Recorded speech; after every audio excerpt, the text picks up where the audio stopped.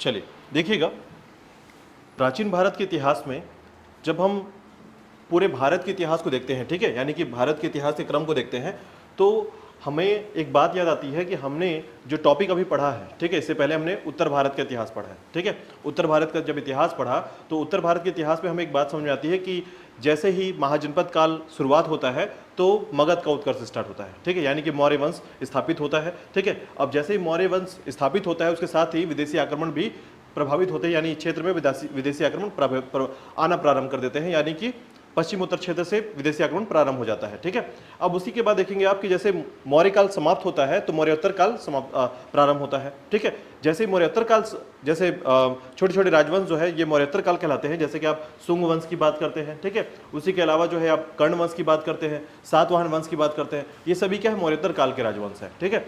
लेकिन जैसे ही मौर्योत्तर काल जो है ये समाप्त होता है उसके बाद आपको गुप्त काल का समय दिखता है, और गुप्त काल के बाद गुप्तोत्तर काल का दिखता है। तो आपने सभी जितने भी टॉपिक पढ़े आपने सभी के सभी उत्तर भारत के थे, ठीक है, यानी एक ऐसा टाइमलाइन जिसमें हम उत्तर भारत के क्षेत्र को पढ़ते हैं या उत्तर भारत के इतिहास को पढ़ते हैं। अब इसी के साथ देखिएगा, जैसे ही हमने सबसे पहली बार एक टॉपिक पढ़ा था संगम काल का, ठीक है, तो संगम काल के बाद याद रखिएगा कि जब हम दक्षिण भारत के इतिहास को देखते हैं तो उसमें सबसे पहला जो समय आता है वो है संगम काल का समय। संगम काल का समय बेसिकली चेर, चोल और पांड्यों के राजवंशों के बारे में बात करता है, और इस इतिहास में याद रखिएगा कि जैसे ही इनकी समाप्ति या पतन होता है किसका, संगम काल का, वैसे ही दक्षिण भारत में एक नए राजवंशों का उदय होता है, ठीक है। जिस प्रकार से उत्तर भारत में विभिन्न प्रकार के छोटे छोटे राजवंश हुए, उसी प्रकार दक्षिण भारत में भी कोई छोटे छोटे राजवंशों की जानकारी प्राप्त होती है, ठीक है। अब इन जानकारियों के साथ हमें सबसे पहले ये समझना होगा कि भारत में दक्षिण भारत का जो क्षेत्र है इसमें कौन कौन से राजवंश रहे हैं, ठीक है। तो सबसे पहले देखिएगा, इन राजवंशों में सबसे पहले आपको याद रखना है,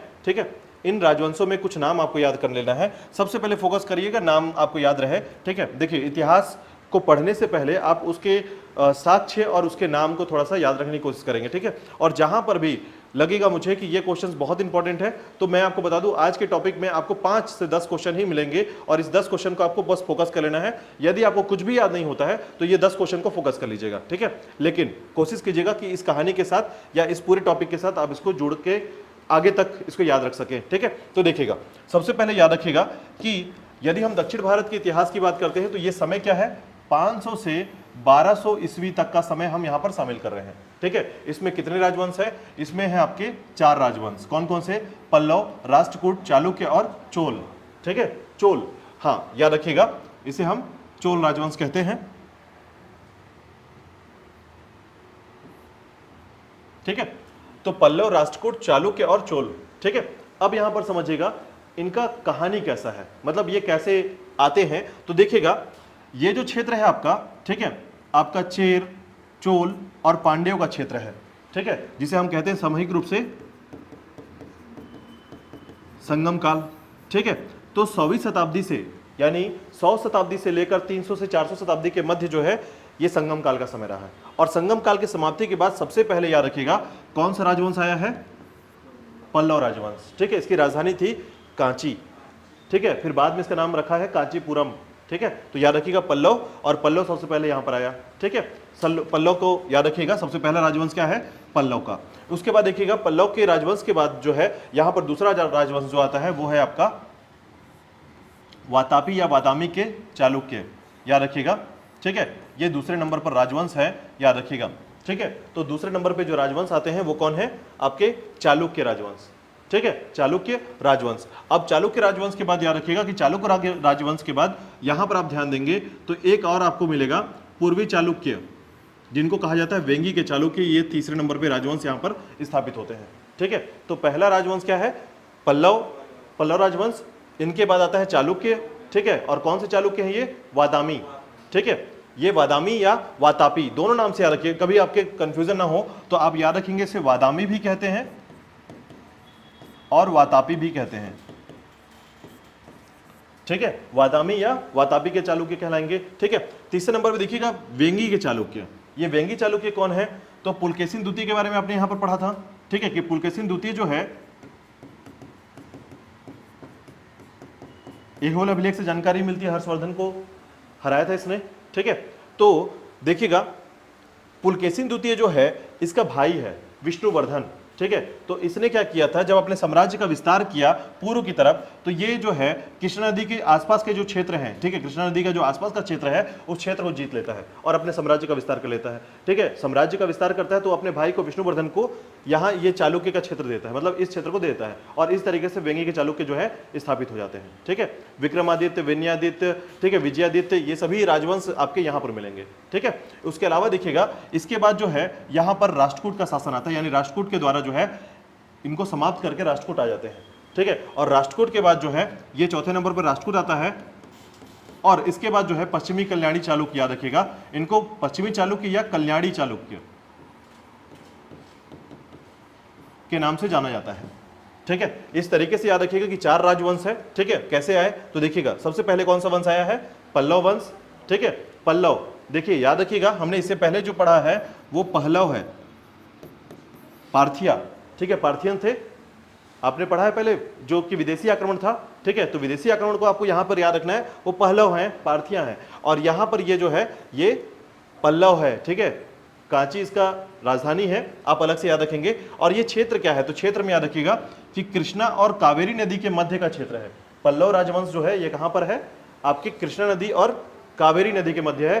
कल के टॉपिक में इसको डिस्कस करने वाला हूं। ठीक है, पल्लव राजवंश को मैं कल टॉपिक पर डिस्कस करूंगा, क्योंकि आज मैं आपको चालुक्य राजवंश के बारे में पढ़ाने वाला हूं। ठीक है, तो चालुक्य के 3 शाखाएं हैं, कौन कौन सी, वातापी, वेंगी और कल्याणी। ठीक है, तो 3 राजवंश है, इनके बारे में पहले पढ़ेंगे। और हालांकि पल्लव राजवंश पहले यहाँ पर स्थापित हुआ है। ठीक है, लेकिन हम लोग इसको अलग से नहीं, अलग से इसको इसलिए पढ़ रहे हैं क्योंकि इस राजवंश को पढ़ने के बाद आपको बाकी सारी चीजें और अच्छे से याद हो जाएंगी। ठीक है, पल्लव राजवंश को अगर मैं पहले स्टार्ट करता हूं तो 2-3 राजाओं के बाद ये कहानी खत्म हो जाएगी। ठीक है, मतलब आपको सिर्फ इसमें जो है कुछ राजाओं के नाम मिलेंगे, नंदीवर्धन का नाम मिलेगा और आपको महेंद्र वर्मन का नाम मिलेगा, महेंद्र वर्मन। ठीक है, जो सबसे इंपॉर्टेंट राजा इसमें है। ठीक है, विष्णु सिंह का नाम मिलेगा। ठीक है, श्री विष्णु के नाम से जाना जाता था। तो ऐसे कुछ पल्लव राजा हैं जिनका नाम आपको इंपॉर्टेंट तरीके से याद रखना है। लेकिन उससे पहले अगर आप चालुक्य वंश को पढ़ लेते हैं तो ये जो, क्योंकि ये राजवंश जो छोटे राजवंश है, इनका विस्तार कम समय के लिए है, लेकिन अधिकांश जो समय है वो है पश्चिमी चालुक्य या वातापी चालुक्य। याद रखिएगा दिशात्मक रूप से इनका चालुक्य का नाम भी रखा गया है। ठीक है, ये पश्चिमी है, ये पूर्वी है, और वो कल्याणी है। ठीक है, पश्चिमी में 2 हैं, कल्याणी और वातापी, और पूर्वी में है आपके वेंगी के चालुक्य। ठीक है, तो चालुक्य की 3 शाखाएं हैं, नाम याद रखिएगा। एक आपका पूर्वी कौन सा है, वेंगी है। दूसरा आपको याद रखना है कि वातापी पश्चिमी है और कल्याणी भी पश्चिमी है। ठीक है, और इनके मध्य याद रखिएगा राष्ट्रकूट का भी निर्माण होता है, यानी राष्ट्रकूट राजवंश भी आते हैं जो चौथे नंबर पर आते हैं। ठीक है, तो इस तरीके से आप याद रखेंगे। और राष्ट्रकूटों के बाद सबसे अंतिम में आप पढ़ते हैं चोल वंश। ठीक है, और चोल वंश को पढ़ते के साथ ही आपका प्राचीन भारत का इतिहास जो है ये अब मध्य भारत के इतिहास में जुड़ने लग जाता है। ठीक है, तो देखिएगा ये छोटे छोटे राजवंश जो है दक्षिण भारत में जब स्थापित होते हैं इन क्षेत्रों में, तो आपको इन राजवंशों का नाम थोड़ा सा याद रखना है और इनका क्रम याद रख लेना है। ठीक है, तो संगम काल के बाद सबसे पहले कौन सा राजवंश आया है, पल्लव। पल्लव के बाद चालुक्य, चालुक्य के बाद वेंगी के चालुक्य, और उसके बाद राष्ट्रकूट, राष्ट्रकूट के बाद कल्याणी के चालुक्य, और उसके बाद चोल वंश। ठीक है, याद रहेगा। तो इस तरीके से राजवंशों का विस्तार हुआ दक्षिण भारत में। ठीक है, अब इस राजवंशों के बारे में आप कुछ पॉइंट्स को हम कवर करेंगे, लेकिन पहले नंबर पर आएगा कि हम जो है इसमें सबसे पहले जो है दक्षिण भारत के राजवंशों में हम समझेंगे कि यहाँ पर राज्य का विस्तार क्यों होता था, मतलब कारण क्या है, इनकी लड़ाइयों का, ये युद्ध की जो जानकारी मिलती है, या इनमें काव्य संग्रह जो मिलता है, या जो ग्रंथ संग्रह है, उसकी खास बात क्या है। तो याद रखिएगा दक्षिण भारत जो है ये धार्मिक क्षेत्र और राज्य विस्तारवादी राजाओं से भरा पड़ा था। ठीक है, कहने का मतलब है कि जो भारत के, दक्षिण भारत के राजा हुआ करते थे, शासक हुआ करते थे, ये 2 ही चीज के लिए युद्ध लड़ते थे।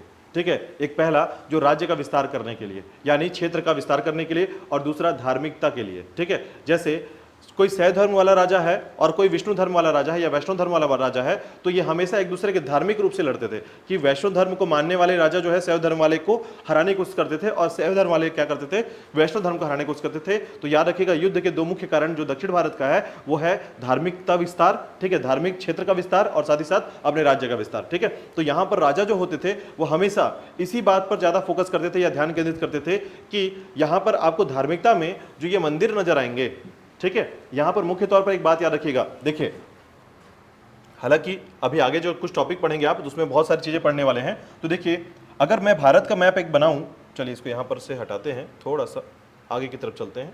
यहां से वापस आते हैं थोड़ा सा, देखिएगा आपको एक बात याद रखनी होगी कि जब एक भारत के मैप में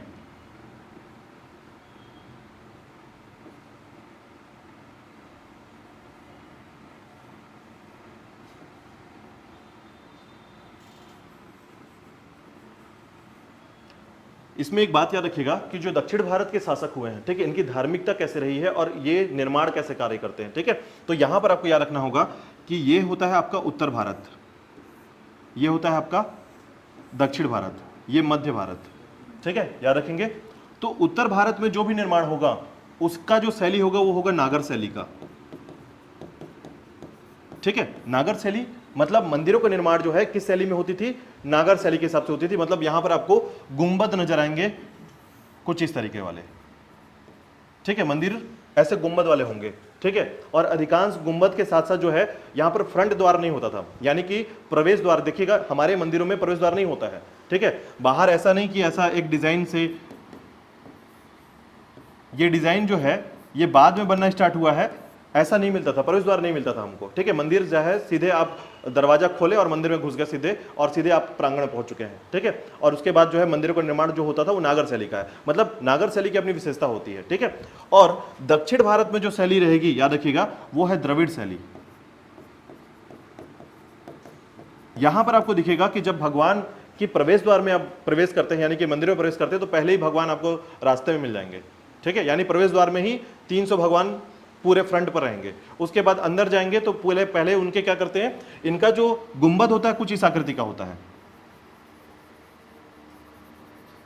ऐसे नजर आएगा आपको, यानी इसमें इस तरीके के गुंबद बनाए जाएंगे और इसमें भी भगवान बाहर की तरफ भी आपको नजर आएंगे, यानी बाहर जो भी भगवान बाहर दिखाई देते हैं, ठीक है। तो ये द्रविड़ शैली हो गया, ठीक है। मध्य भारत का जो शैली है उसे हम कहते हैं बेसर शैली। ये दोनों का मिक्स है, ठीक है, जिसमें नागर शैली और द्रविड़ शैली को मिक्स रूप से बनाया जाता है। यानी इसमें जो मध्य भारत में जो मिलेगा वो चीजें कैसी रहेंगी, बेसर शैली में रहेंगी, और इसमें नागर शैली के भी साक्ष्य मिलते हैं और द्रविड़ शैली के भी साक्ष्य मिलते हैं, ठीक है। तो 3 नाम नए याद रख लीजिएगा शैलियों में। द्रविड़ शैली जो है दक्षिण भारत में मंदिरों का निर्माण इस तरीके से होता था, या भवनों का निर्माण इस तरीके से होता था, ठीक है, धार्मिक क्षेत्र से संबंधित है। और बेसर शैली का जो निर्माण होता था वो मध्य भारत में, और नागर शैली का उत्तर भारत में होता था, ठीक है। याद रहेगा, ये 3 शैलियों का नाम थोड़ा सा याद रखिएगा, ठीक है। चलिए आगे देखते हैं। इसके बाद देखिएगा हम टॉपिक पर आते हैं, तो देखिएगा इस तरीके से आपको दिखेगा कि मंदिरों के बाहर जो आपकी बनावट जो है, मंदिरों का जो बनावट है, ठीक है, उसमें आपको भगवान जो है या जो भी स्थापत्य कला है उसमें बाहर की तरफ बहुत ज़्यादा नक्काशी की जाती है, ठीक है। जबकि नागर शैली में अंदर की ओर नक्काशी ज़्यादा की जाती है, बाहर की तरफ कम मिलेगा। बाहर आपको प्लेन फ्लैट चीज़ें मिलेंगी, ठीक है, और अंदर की तरफ आपको बहुत सारी नक्काशी या मूर्तियों का निर्माण दिखने को मिलेगा, ठीक है। लेकिन यही चीज़ें द्रविड़ शैली में बाहर की तरफ काफ़ी मात्रा में मूर्तियों का निर्माण मिलेगा। आप देखेंगे तो लगातार यहाँ पर देखते जाएंगे तो 300 भगवानों की मूर्तियाँ जो है यहाँ पर स्थापित की जाती हैं, ठीक है। प्लस इनके साथ जो है देखिए ये गुंबद की आकृति आपको नजर आ रही होगी, तो इस तरह गुंबद की आकृति नागर शैली में ज्यादा प्रयोग में लाए जाते थे, ठीक है। और जनरली जो है जो ये बेसर शैली का जो प्रयोग हुआ है उसमें देखिएगा, याद रखिएगा, कभी भी जो प्रांगण का प्रयोग है, जैसे क्या होता था, अच्छा जब हम कभी शैली को पढ़ेंगे प्रॉपर तो मंदिर का निर्माण मैं आपको समझाऊंगा कि मंदिर का निर्माण कैसे होता था, मतलब अलग अलग शैली में मंदिर का निर्माण कैसे होता है, ये थोड़ा जानने की जरूरी चीजें हैं इसमें, ठीक है। तो आगे के टॉपिक में इसको डिस्कस करूंगा मैं। तो यहाँ पर बस थोड़ा सा आप एक बात याद रखिएगा, 3 शैलियों का भारत में जब जनरली प्रयोग होता था, कौन कौन शैली है, नागर, बेसर और द्रविड़, ठीक है। नाम याद रखिएगा, कभी एग्जाम में ये भूलना नहीं चाहिए। मतलब अगर आप वहां पर क्वेश्चन नहीं भी बन पा रहा है तो कम से कम एक लॉजिक लगाकर चीजों को याद रख पाएंगे इस पे, ठीक है। तो नागर शैली का उत्तर भारत, मध्य भारत का बेसर शैली और द्रविड़ का यानी दक्षिण भारत का द्रविड़ शैली रहेगा, ठीक है। चलिए आगे देखिएगा।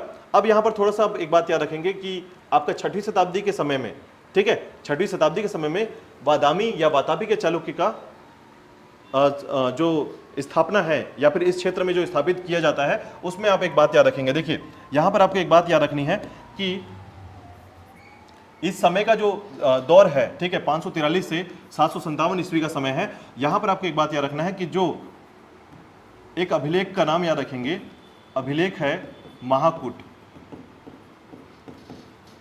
महाकूट अभिलेख, ठीक है, अभिलेख का नाम है महाकूट अभिलेख। और इस अभिलेख में आपको याद रखना है कि जो ये अभिलेख है इसमें 2 राजाओं का जानकारी मिलता है, एक है आपका जय सिंह और एक है रणराग, ठीक है। इसमें दो व्यक्तियों का जानकारी मिलता है, जयसिंह और रणराग। ठीक है, आपको एक बात बता दूं कि जयसिंह जो है यह माना जाता है कुछ इतिहासकारों के द्वारा कि जयसिंह ही है जो बादामी या वातापी के चालुक्य का संस्थापक है। जयसिंह का नाम आपको मैं पहले बता रहा हूं कि आप सबसे पहला क्वेश्चन किसी भी राजवंश में, खासकर दक्षिण भारत में, क्या कर लेंगे, उसी को याद कर लेंगे जो उसका संस्थापक है। ये सबसे पहला क्वेश्चन रहेगा आज का। आज जितने भी संस्थापक का नाम पढ़ेंगे उसका पहला क्वेश्चन याद कर लीजिएगा, क्योंकि देखिए इस क्वेश्चन में सब कुछ सरल है। मतलब ये पूरा टॉपिक थोड़ा सा कंफ्यूजिंग होगा, लेकिन अगर आप बहुत सही तरीके से समझेंगे तो चीजें बहुत एक कहानी के तरीके से आ जाएंगी। ठीक है, और साथ ही साथ आपको याद रखना है कि आपको जब मैं क्वेश्चन बताऊंगा कि ये क्वेश्चन आपके लिए इंपॉर्टेंट है तो आप उसको फोकस कर लेंगे। ये पहला क्वेश्चन हो गया जिसमें आपको ये बताना है कि बादामी के चालुक्य के संस्थापक कौन रहे हैं। तो इसकी जानकारी मिलती है, जयसिंह के बारे में जानकारी मिलती है, लेकिन आपको एक बात और बताता हूं कि इनके राजा होने का साक्ष्य नहीं प्राप्त होता है। संस्थापक के तौर पर तो जानकारी मिलती है, लेकिन राजा होने का साक्ष्य नहीं मिलता है। इन दोनों की जानकारी इस तरीके से नहीं मिलती कि ये राजा थे। ठीक है, तो जयसिंह जो है ये संस्थापक तो है, लेकिन इसके साक्ष्य नहीं मिलते हैं, याद रखिएगा। इसीलिए वास्तविक संस्थापक के रूप में पुलकेशिन प्रथम को माना जाता है।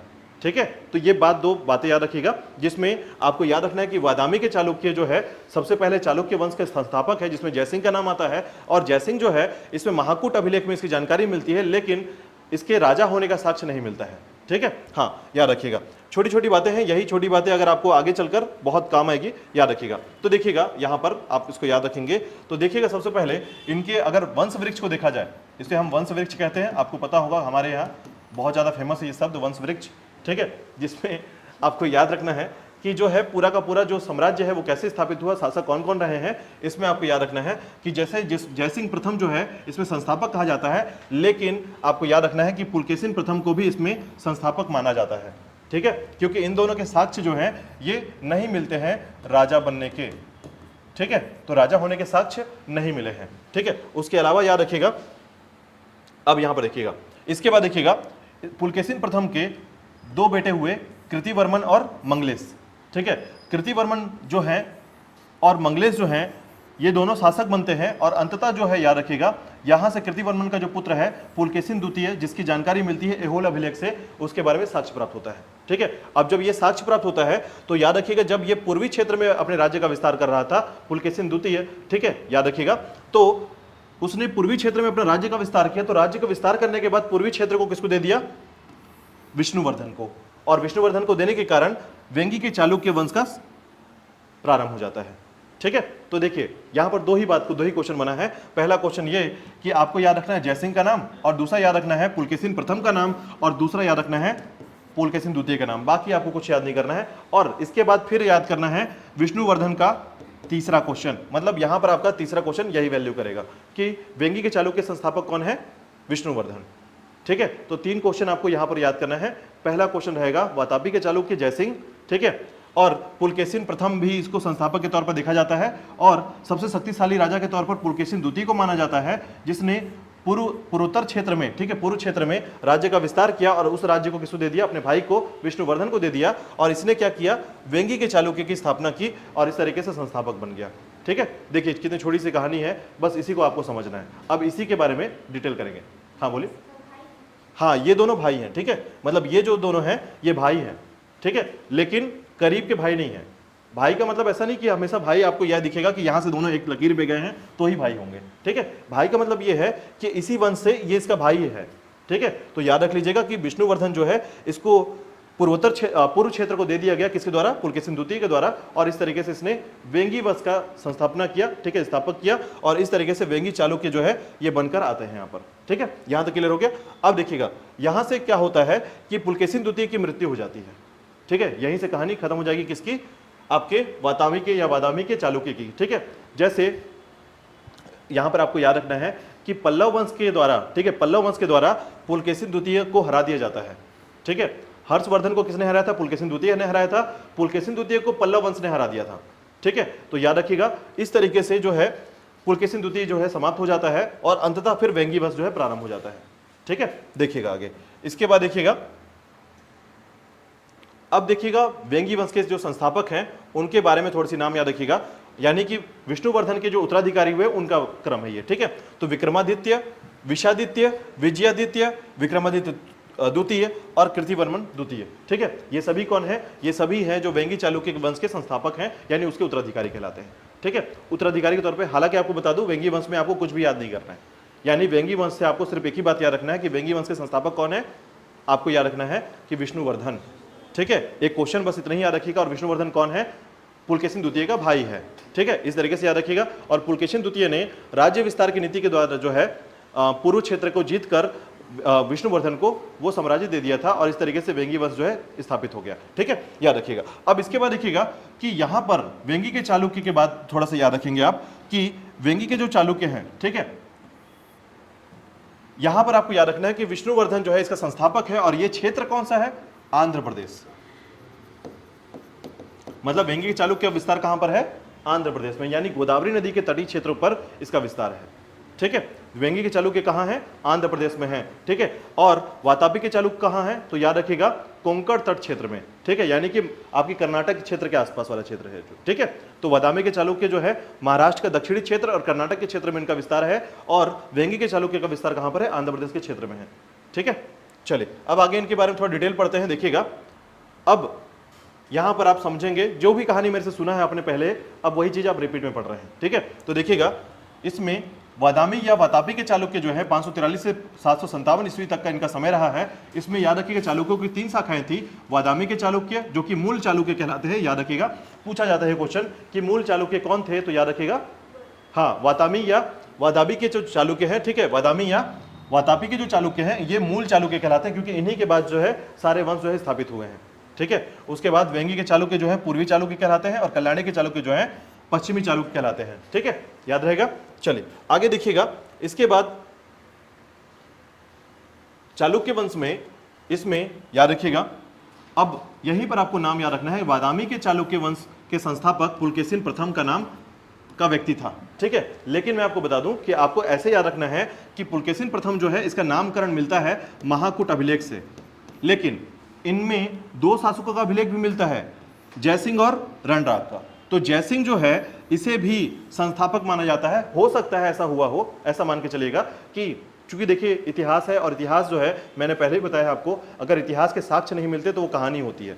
ठीक है, और कहानी के साक्ष्य मिल जाते हैं तो वो इतिहास बनता है। तो इस तरीके से इतिहास में याद रखिएगा, हो सकता है कि जयसिंह जो है एक छोटे साम्राज्य को स्थापित किया हो और रणराग के समय वो समाप्त हो गया हो।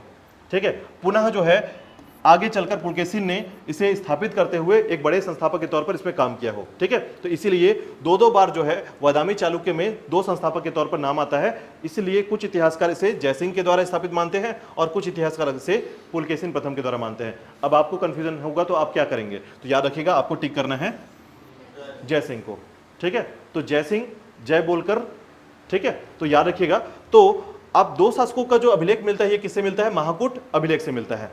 ठीक है, महाकूट अभिलेख याद रखिएगा। कभी कभी पूछा जा सकता है कि महाकूट अभिलेख जो है किस राजवंश से संबंधित है, तो चालुक्य वंश से संबंधित है। ठीक है, हाँ चलिए आगे देखिएगा। इसके बाद देखिएगा थोड़ा सा जानकारी, यहां पर हम जयसिंह और रणनाग के बारे में बात करेंगे। तो देखिएगा जयसिंह और रणनाग का नाम तो मिलता है, लेकिन उनके शासन का विवरण प्राप्त नहीं होता, और ऐसा माना जाता है कि वो कदम शासकों के अधीनता में वादामी शासन करते थे। ठीक है, मतलब कदम शासक जो थे उनके अधीन काम करते थे। कौन? आपके जयसिंह और रणनाग।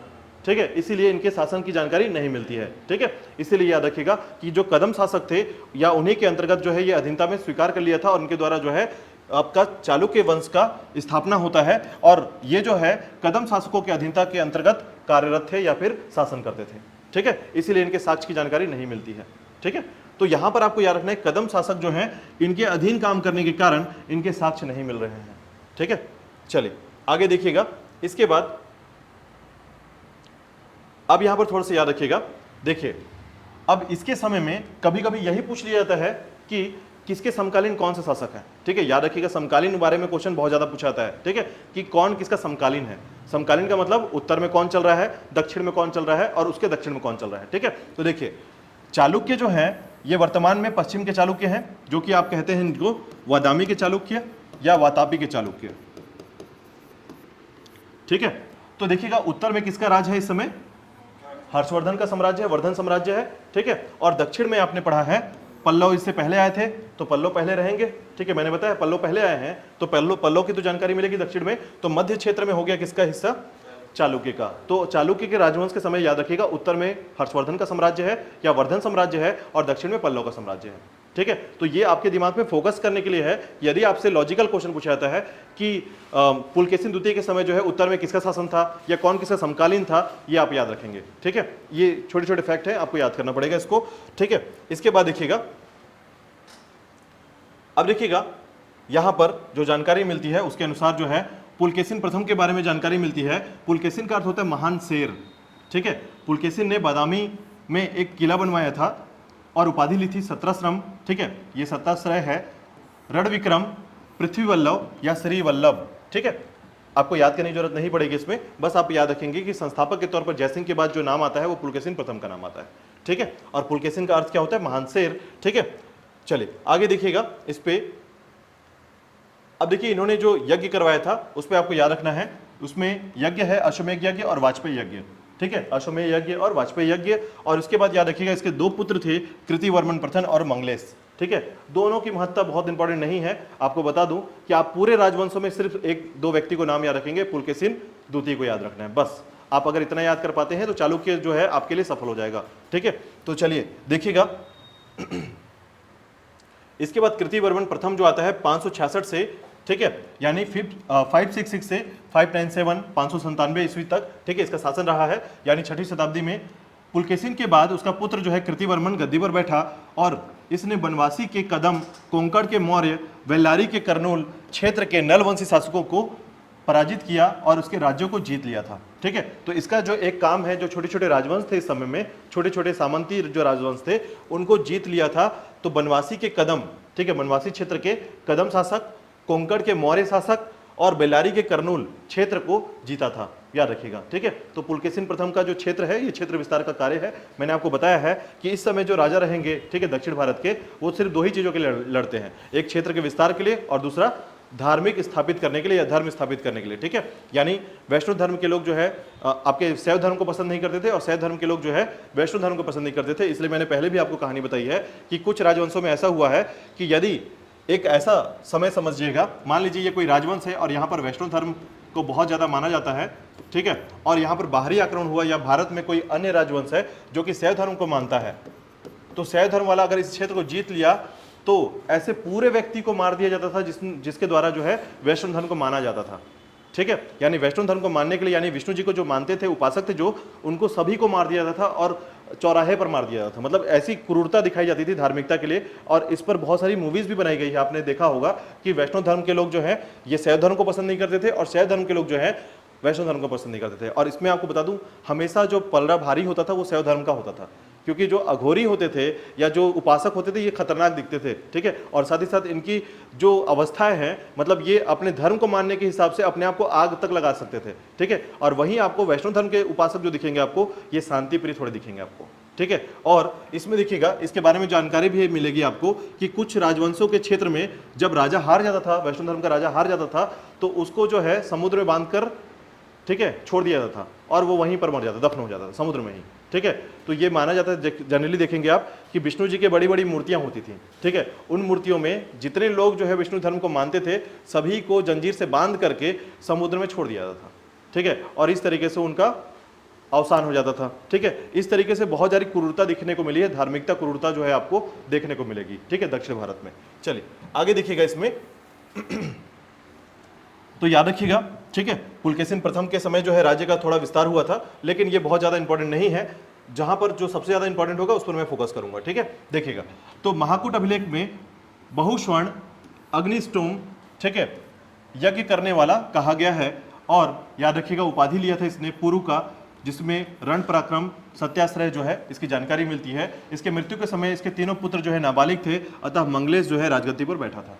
ठीक है, मंगलेश जो है राजगद्दी पर बैठा था, जो इसका भाई था, क्योंकि इसके तीनों पुत्र, देखिए हमेशा याद रखिएगा एक सबसे बड़ा व्यवधान है कि जब कोई राजा का बेटा बनता है तो कितनी ज्यादा दिक्कतें हैं, आप समझिएगा इस बात को। देखिएगा तो कभी भी जो राजा है, अब मान लीजिए इस राजा का भाई भी है, ठीक है, राजा का भाई है, कभी भी ये राजा नहीं बनेगा। याद रखिएगा, अगर आपको पैदा होना है तो हमेशा बड़ा बेटा बनिए, छोटा बेटा बनेंगे तो कभी भी राजा नहीं बनेंगे। याद रखिएगा, ठीक है, कभी भी राजा नहीं बनेंगे इसमें। ठीक है, इसका कारण यही है कि आप राजकुमार के नाम से ही राजकुमार रह जाएंगे। ठीक ठीक है। उसके बाद राजा का पदवी नहीं मिलता है। अब राजा अगर छोटा बेटा जो है महत्वाकांक्षी रहा तो अपने बड़े भाई को मारकर राजा बन जाएगा, ठीक है। लेकिन कभी भी जो नियम कानून बोलते हैं वो नियम ऐसा बोलते हैं, मान लीजिए इस राजा के 2 बेटे हुए और दोनों बेटे जो है बहुत किस्मत के साथ राजा बनते थे। अगर छोटा बेटा जो है हमेशा बड़ा भाई के मरने के बाद ही राजा बनेगा, ठीक है। तो देखिएगा बड़ा भाई को क्या कहा जाता था, युवराज, ठीक है, और छोटे को राजकुमार, ठीक है। तो युवराज और राजकुमार ये 2 नाम आपको जानने होंगे कि जो बड़ा भाई है उसे युवराज और इसे राजकुमार कहा जाता था। तो ये देखिएगा मान लीजिए कोई ए नाम का युवराज है और बी नाम का राजकुमार है, तो इसका बेटा राजा बन जाएगा, लेकिन ये अब राजा नहीं बनेगा और इसकी फैमिली जो है पूरी फैमिली खत्म। इसकी फैमिली सिर्फ नाम से जुड़ी रहेगी कि मैं राज परिवार का हूं, ठीक है, लेकिन राजा नहीं है। अब सोचिए इसका परिवार जो है, जो इसके बाद जो है जितने वंशज आएंगे सब कोसेंगे किसको, इधर वाले को, ठीक है। क्यों? क्योंकि अब देखिए इसकी फैमिली में क्या होगा, इसकी फैमिली में जो बड़ा बेटा होगा ये फिर राजा बनेगा, उसका बेटा होगा वो राजा बनेगा, कहानी कहीं और निकल गई है, ठीक है।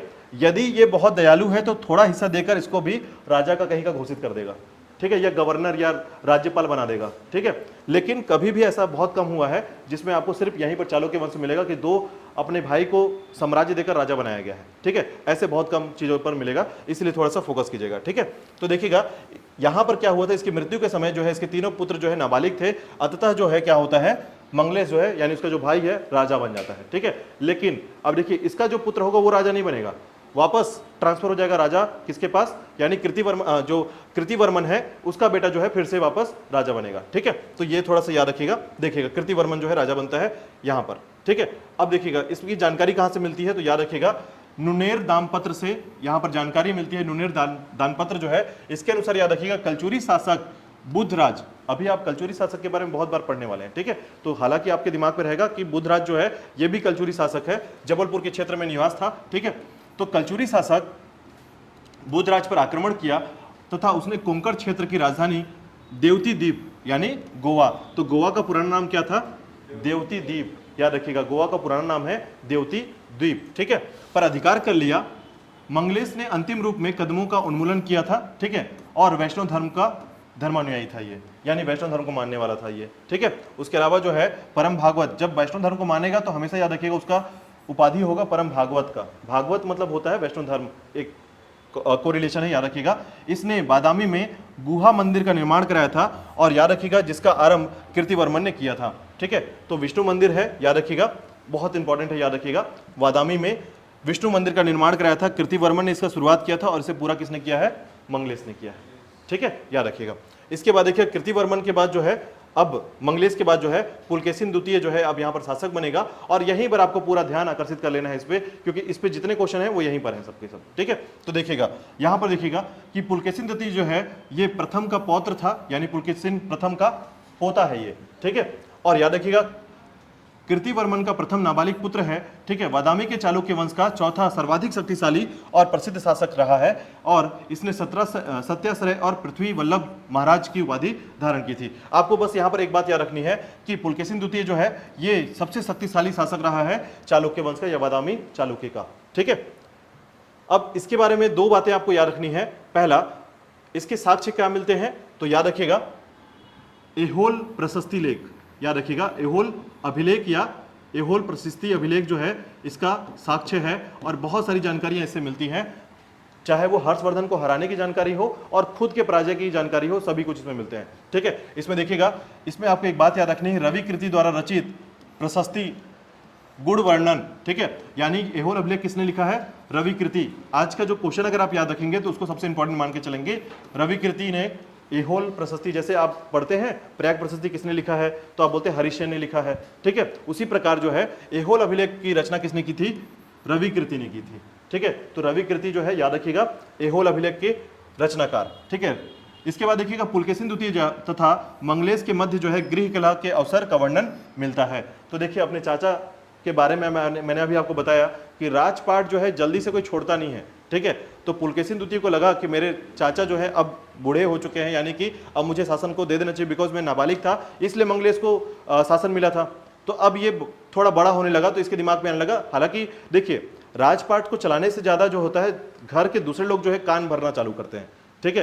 तो जो इस तरफ की फैमिली है वो ये चाहती थी कि वापस जो है पुलकेशिन द्वितीय को उसका शासन मिल जाए, ठीक है। तो इसके कारण क्या हुआ, इन दोनों के बीच जो है गृह कलह प्रारंभ हो गया, गृह कला किसे बोलते हैं? घर के अंदर ही आपसी लड़ाई जो चालू हो जाती है, भाई भाई में लड़ाई, ठीक है, तो इसको कहते हैं गृह कला। तो याद रखिएगा इन दोनों के मध्य जो है गृह कला जो है प्रारंभ हो गया, और गृह कला के प्रारंभ होने से याद रखिएगा बाहरी शक्ति ज्यादा पावरफुल होती है, घर की शक्ति खत्म हो जाती है, ठीक है। और ऐसे केस में याद रखिएगा चालुक्य वंश की शक्ति जो है बहुत ही ज्यादा क्षीण हो गई थी और अनेक प्रदेश जो है अब इससे स्वतंत्र होने लग गए थे, ठीक है, ये गृह कला के कारण केवल, ठीक है, याद रखिएगा।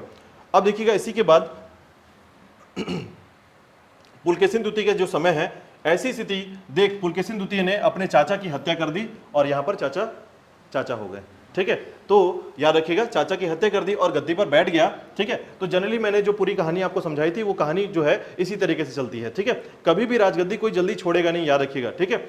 वो देखिए ऐतिहासिक जो क्रम है और जो आदेश और अधिकार का जो पावर होता है ना, जनरली अगर आपको कभी मुख्यमंत्री बना दिया जाए या फिर कभी ऐसे विधायक बना दिया जाए जिसके पास आपके पास बहुत सारी शक्तियां हो जाए और उसके बाद आपकी शक्ति छीन ली जाए, तो आप इतने असहाय महसूस करेंगे, लगेगा आपको कि मैं सब कुछ दान दे दूंगा, मुझे ये वापस चाहिए, ठीक है। ये कुछ इस तरीके का होता है। यही कारण है कि जब आप राजनेताओं को देखते हैं तो राजनेताओं का जो भ्रष्टाचार जो लेवल है वो इसीलिए बढ़ जाता है। अगर कोई स्वेच्छा से अपनी गद्दी को छोड़ना तैयार हो जाए कि मैं ठीक है, मैं गलत किया हूं, मैं अब इस गद्दी पर नहीं बैठूंगा, मैं इस पोस्ट पर नहीं रहूंगा, तो यकीन मानिए वो जो भ्रष्टाचार है वो समाप्त हो जाएगा पूरी तरीके से, यानी सभी कुछ क्लियर हो जाएगा, ठीक है। लेकिन जब भी कोई किसी को पावर एक बार मिल जाता है तो पावर छोड़ने की कोशिश नहीं करता है, ठीक है। तो चलिए वापस आते हैं, देखिएगा पुलकेशिन द्वितीय जो है विंध्याचल के दक्षिण के संपूर्ण दक्षिणी भारत का अधिपति बन गया था, मतलब उसके बाद उसने अपनी पूरी शक्ति का विस्तार फिर से प्रारंभ किया, ठीक है। और इसने अपने विशाल साम्राज्य को 2 भागों में विभाजित कर एक भाग को अपने भाई कुब्ज, ठीक है, विष्णुवर्धन को दे दिया। अब यहां पर देखिए इसकी एक तो अपने चाचा को मारकर जो एक इसकी दुर्दशा जो है, यानी कि इसके मनोभाव की जो दशा हम देख पा रहे हैं कि राजा बनने के लिए कितना ज्यादा उत्साहित था कि इसने अपने चाचा को मारा। और दूसरी बात वही चीज देखते हैं कि अपने भाई को विष्णुवर्धन को, जो कि मंगलेश का बेटा था, उसको अपना साम्राज्य दे दिया।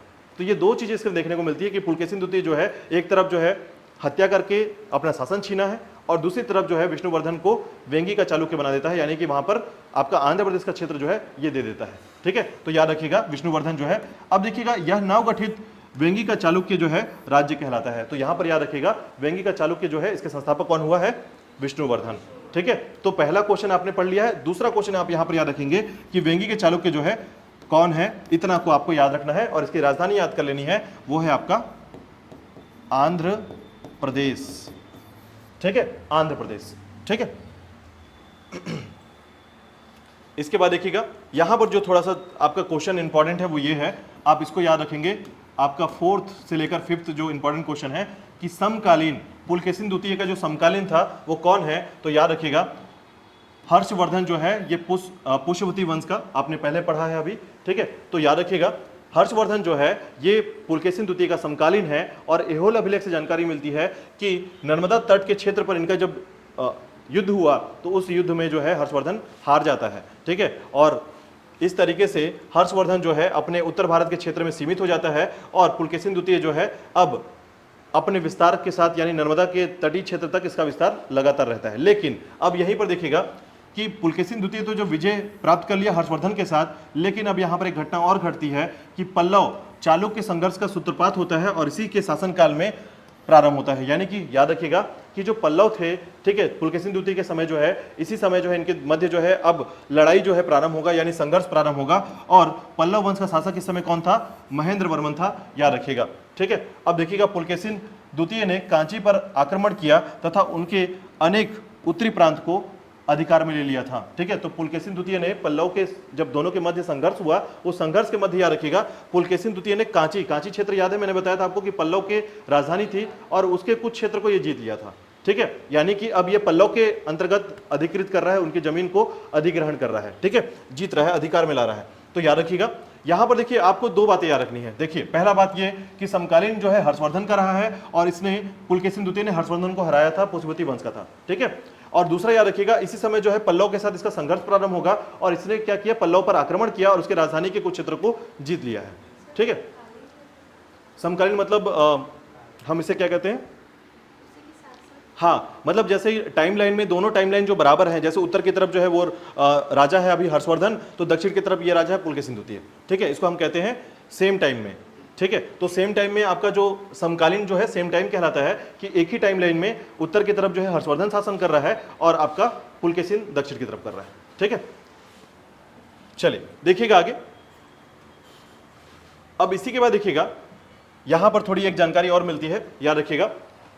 अब जैसे ही पुलकेशिन द्वितीय जो है कांची पर आक्रमण करता है तो अब पल्लव वंश गुस्सा करेगा, क्योंकि अपने क्षेत्र में अगर देखिए कोई अतिक्रमण करता है और कोई क्षेत्र को छीनता है तो फिर गुस्सा आता है। लेकिन पिताजी कमजोर थे, लेकिन बेटा कमजोर नहीं यहाँ पर। अब महेंद्र वर्मन का बेटा आ जाएगा। ठीक है, महेंद्र वर्मन का जो बेटा है इसका नाम है नरसिंह वर्मन।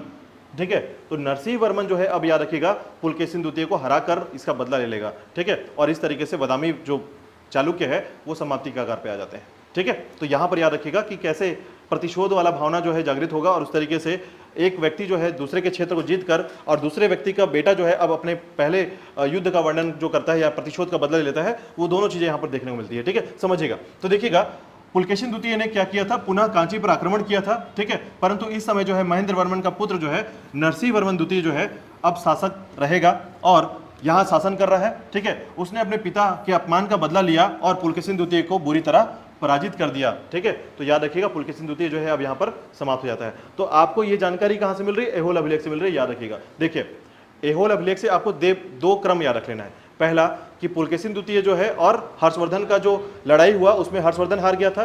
पुलकेशिन द्वितीय किससे हार गया, याद रखिएगा, नरसिंह वर्मन। ठीक है, नरसिंह वर्मन जो कि महेंद्र वर्मन का पुत्र है इसके द्वारा हार गया है। ठीक है, तो ये पूछा जाता है क्वेश्चन, याद रखिएगा कि पुलकेशिन द्वितीय को किसने हराया था।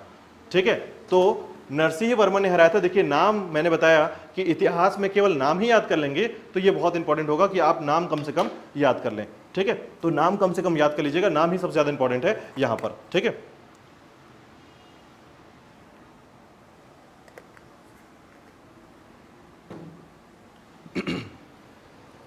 चलिए देखिएगा इसके बाद तो पुलकेशिन द्वितीय जो है अब यहां पर हार गया है। किससे हार गया है, नरसिंह वर्मन के द्वारा हार गया है। ठीक है, नरसिंह वर्मन द्वितीय के द्वारा हारा है। ठीक है, और अब यहां पर जो फैक्ट है वो थोड़ा सा फैक्ट याद रखिएगा।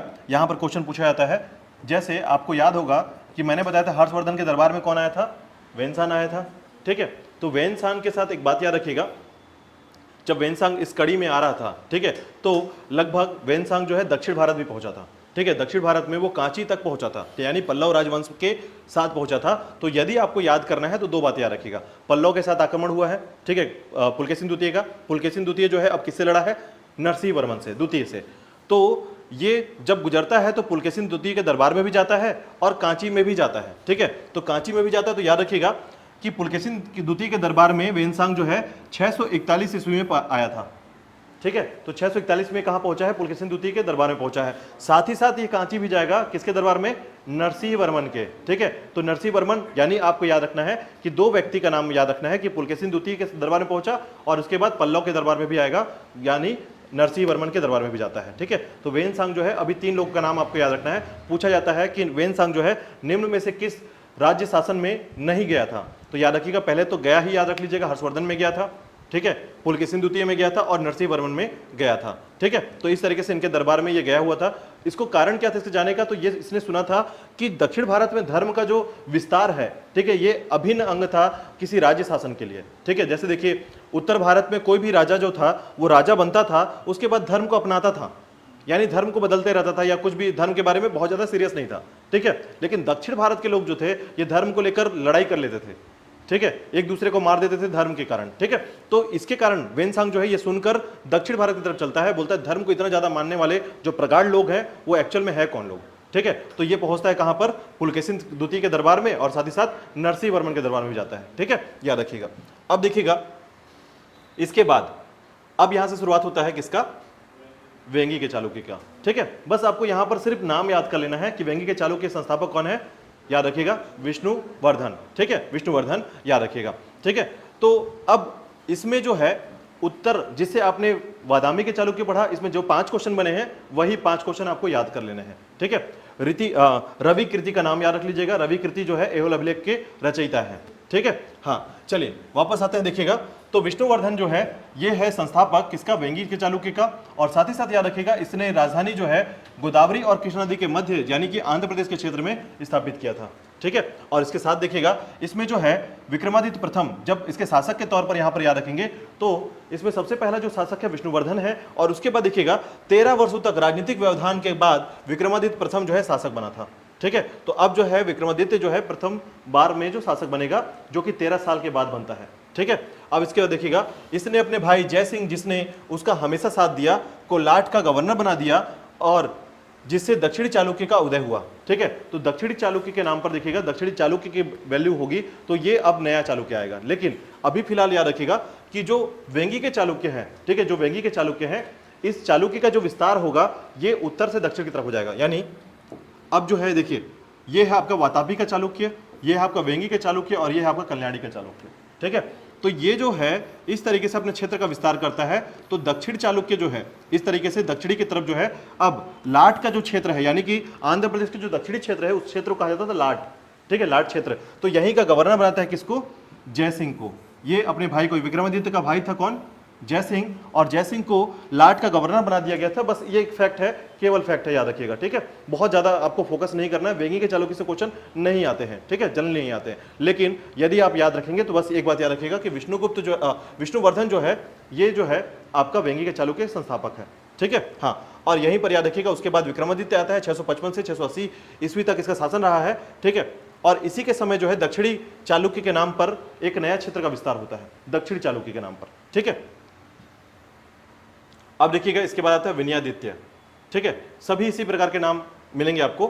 अब देखिएगा विनयादित्य ने पल्लवों से संघर्ष जारी रखा और उसके अभिलेखों से पता चलता है कि इसने चोलों, पांड्यों और केरल के साथ युद्धों में विजय प्राप्त किया था, ठीक है। तो चोलों, पांड्यों और केरल, तो केरल में कौन था, चेर, ठीक है। तो चेर के जो राजवंश बचे कुचे थे इन पर भी विजय प्राप्त किया था किसने, आपके विनयादित्य ने, ठीक है। एक सामान्य जानकारी है। संभवतः उत्तरापथ पर भी आक्रमण किया और इसी के द्वारा युद्ध में मारा गया और युद्ध में समाप्त भी हो गया, ठीक है। यानी ये उत्तरापथ, देखिए दक्षिणापथ उसी प्रकार उत्तरापथ था, उत्तर की तरफ जाने का प्रारंभ किया था इसने और उसी युद्ध में ये मारा गया था, यानी इसका लीला जो है समाप्त हो गया, ठीक है।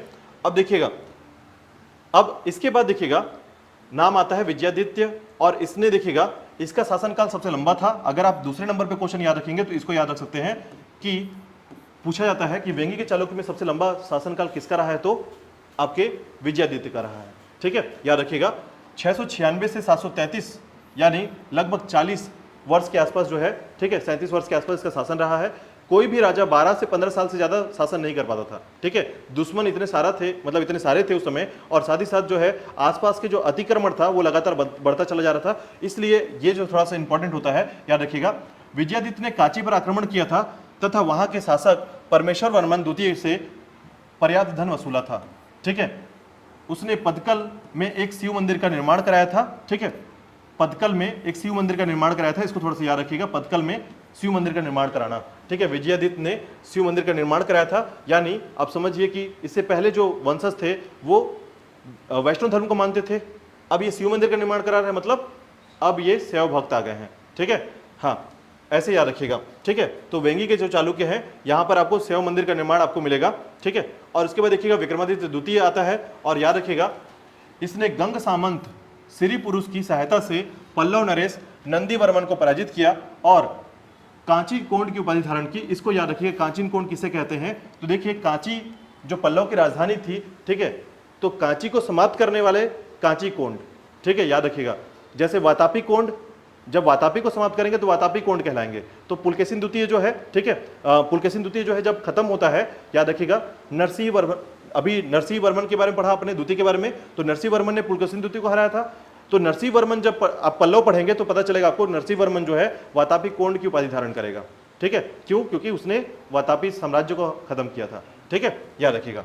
इसने चोलों, पांड्यों, केरलों और कलभ्रवों को भी पराजित किया, परंतु इसी के समय जो है लाट पर राष्ट्रकूटों ने अधिकार कर लिया और वहां से चालुक्यों के शासन को समाप्त कर दिया।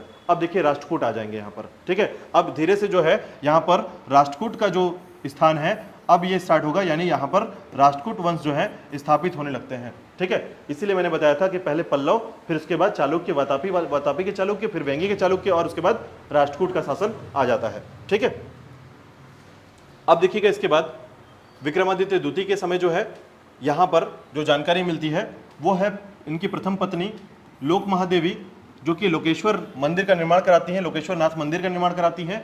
द्वितीय पत्नी त्रिलोक्य महादेवी, जो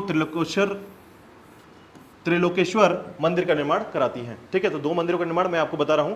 इस समय जो है राजा का नाम, जैसे मैंने बताया कि आपको राजा का नाम याद रखना है, दूसरा आपको मंदिरों का नाम याद रखना है, क्योंकि दक्षिण भारत में मंदिरों की जो स्थापना हुई है ये ज्यादा इंपॉर्टेंट है। ठीक है, तो अभी जो जैसे हम इस टॉपिक को पूरा कंप्लीट करेंगे, तीनों राजवंशों को जब पढ़ेंगे चालुक्यों के, तो मैं कुछ निर्माण पढ़ाऊंगा आपको कि किसने किसका निर्माण कराया है, कौन से मंदिर का निर्माण कहां पर हुआ है और वो कौन सी शैली का था।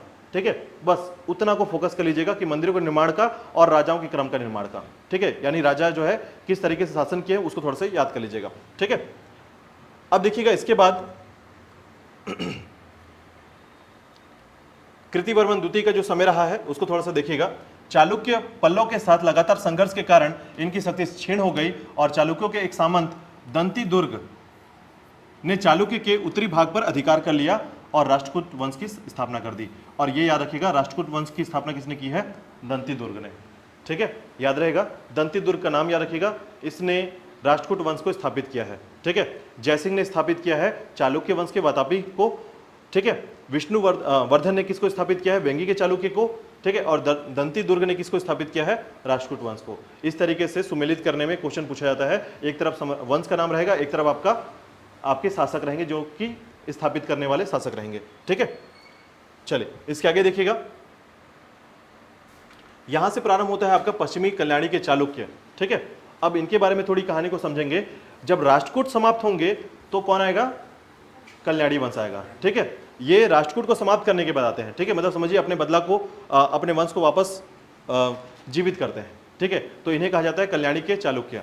ठीक है, लेकिन राष्ट्रकूट इसके बीच में है, याद रखिएगा। ठीक है, तो राष्ट्रकूट को हमने यहाँ से बीच से बाहर निकाल दिया है। इसका कारण यह है कि जो तीनों शाखाओं को हम पढ़ रहे हैं तो एक सिलसिले से समझते हैं। ठीक है, लेकिन आपके दिमाग में कहानी होनी चाहिए, ऐसा नहीं कि कंफ्यूजन के कारण आप समझें कि राष्ट्रकूट कहाँ से बीच में आ गए। तो देखिएगा, पल्लव वंश सबसे पहले आया है। ठीक है, यानी कि दक्षिण भारत में सबसे पहले राज्य का विस्तार किसने किया था? पल्लव वंश ने किया था। दूसरे नंबर पर कौन आता है? चालुक्य, वातापी के चालुक्य। ठीक है, उसके बाद वेंगी के चालुक्य, और उसके बाद राष्ट्रकूट वंश, राष्ट्रकूट वंश के बाद कल्याणी, और कल्याणी के बाद चोल वंश। ठीक है, इस तरीके से दक्षिण भारत का इतिहास रहा है। ठीक है, तो इसके बाद देखिएगा जो पश्चिमी कल्याणी के चालुक्य हैं, ठीक है, पश्चिमी कल्याणी के चालुक्य हैं, इसके मध्य पढ़ने के लिए आपको राष्ट्रकूट वंश मिलेगा। तो कल हम जो है पल्लव राजवंश और राष्ट्रकूट वंश के बारे में पढ़ने वाले हैं, और साथ ही साथ चोल वंश के बारे में पढ़ेंगे। यानी कल का टॉपिक क्या रहेगा आपका पल्लव, राष्ट्रकूट और चोल वंश, जो कि बीच बीच से है। ठीक है, इसीलिए पहले से मैं आपको ये सारी चीज बता दिया हूं, ताकि आप जब कोरिलेट किया जाए तो आपको याद रहे कि हाँ हम इसको पहले से पढ़ चुके हैं और इसका कोरिलेशन आपको याद रहेगा। ठीक है, देखिए पल्लव राजवंश में आप दो ही चीजें पढ़ेंगे। इसमें आप पढ़ेंगे नरसिंह वर्मन के द्वारा, ठीक है, पुलकेशिन द्वितीय को मार दिया गया पल्लव राजवंश का। ठीक है, उसके बाद पल्लव वंश भी धीरे धीरे समाप्त हो जाता है, और उसके बाद जो है राष्ट्रकूट वंश के बारे में पढ़ेंगे तो आपको पढ़ने को मिलेगा कि वेंगी के चालुक्य को समाप्त करने वाले व्यक्ति जो है दंती दुर्ग, इसने राष्ट्रकूट वंश को स्थापित कर दिया। ठीक है, और उसके बाद जो है कल्याणी के चालुक्य आ जाते हैं, और कल्याणी चालुक्य को समाप्त करने वाले चोल वंश। तो चोल वंश जो है इसका विस्तार बहुत ज्यादा हो जाता है। ठीक है, इस तरीके से दक्षिण भारत का जो इतिहास प्राचीन भारत में समाप्त होता है। ठीक है, चलिए इसके आगे